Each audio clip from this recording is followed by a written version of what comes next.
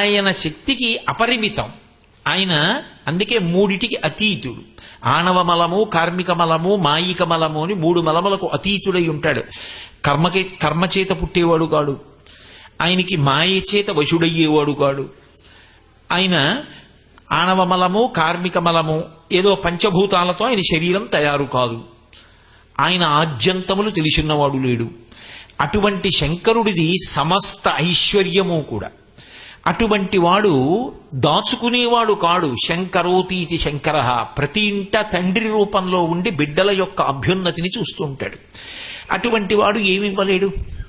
మరి అటువంటి వాడు బిచ్చం ఎందుకు ఎత్తుతాడు అంటే, ఒరే ఒక్కసారి నీ బుద్ధిని తెచ్చి నా యందు పెట్టరా, నా యందు పెడితే తరించిపోతావు, ఎన్ని కోట్ల జన్మలు ఎత్తుతావు ఇలా అని చెప్పడానికి కపాలేశ్వరుడన్న పేరుతో భిక్షాటనమూర్తి అయి భిక్షాటన చేస్తాడు.